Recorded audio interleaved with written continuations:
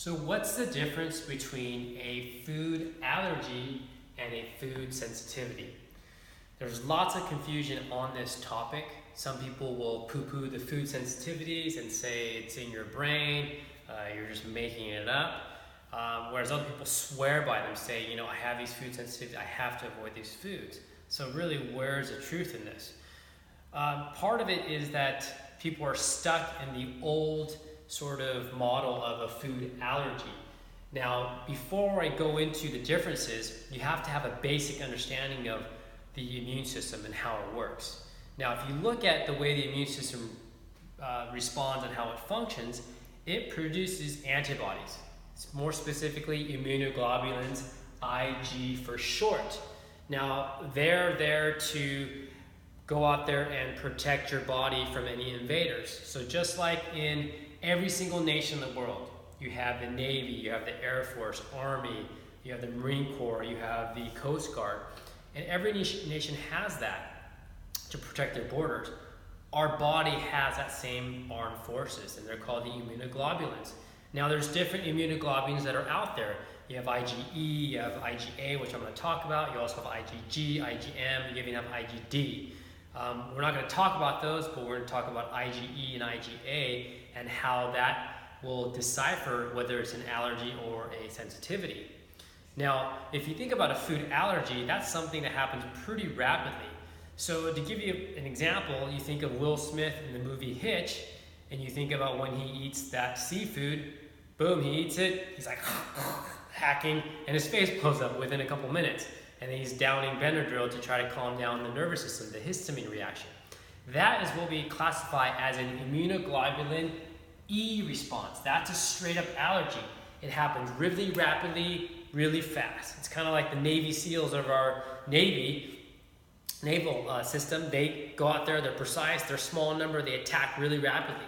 So that's the part of the body where it's really, people go into anaphylactic shock. They have to have the EpiPen if they have a peanut, strawberry, shrimp. 90% of people, almost 95% of people will know that they have this sort of reaction.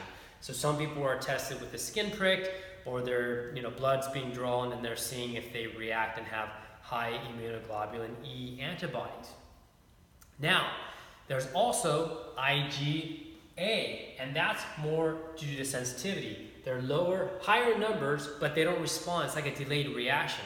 So that would be someone that would have, let's say, some dairy, milk, or cheese, or yogurt, and then they wake up the next morning and they're postnasal drip, they're blowing their nose constantly.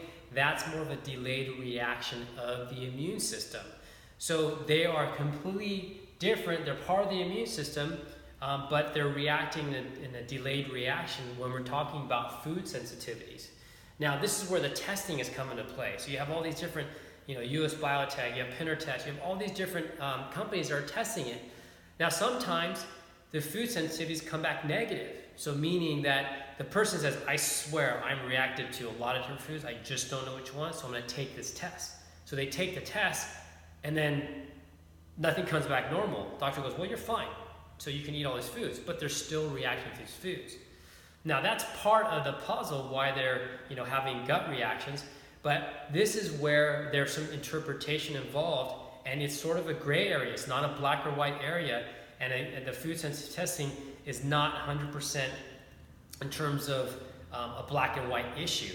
And let me explain here, because with the IgA, we're talking about, more specifically, we're talking about secretory IgA. So that is what I constantly test with a lot of clients with digestive issues. It's your first line of defense of your immune system. And if your first line of immune system is low or tired, then the ability for your body to recognize food sensitivities is going to be quite low. So it's kind of like the Coast Guard. If they're out there monitoring our coastline and they're all hungover or they're tired because they didn't sleep enough, that's kind of the equivalent to our immune system not being able to recognize some of these invaders. So if someone tests, their food sensitivity with their blood and they take an IgA panel, but their SIGA levels are low, they're going to show up with a lot of negatives on their food sensitivity panel. Doesn't necessarily mean that they're negative on reacting to those foods. It's just the test can't recognize that. So that's where the confusion comes into play, and people go, oh, well, that test doesn't work because it's not accurate enough. Well, sometimes there's an interpretation involved, and as a practitioner, I'm using this as a tool. So if someone has lots of bloating and gas, I use it possibly as a tool to say, hey, this may be something that you're reactive to. Now, before we had all this blood work and all the other testing, the true way to find out if you're reactive to a food is to do an elimination provocation diet.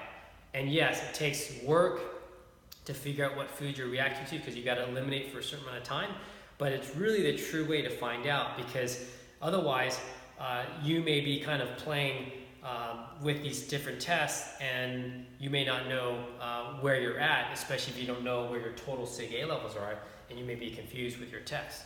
So my guideline is, if you're confused, you're not sure, you don't want to spend the money, just eliminate food for at least 30 days. If you suspect, dairy or gluten, eliminate it for 30 days at least, and then introduce it. And when you introduce it, that's typically when your body will react and go, holy cow, this is definitely a confirmation that I should not be eating this food. So hopefully this clears up this whole food allergy sensitivity issue, gives you a better understanding of that. It's just a tool to find out what may be causing your digestive issues. If you like it, give it a thumbs up, subscribe, share with anybody that needs to hear this information so they're clarified in terms of what a food allergy and the sensitivity is. Until next time, eat well to feel well.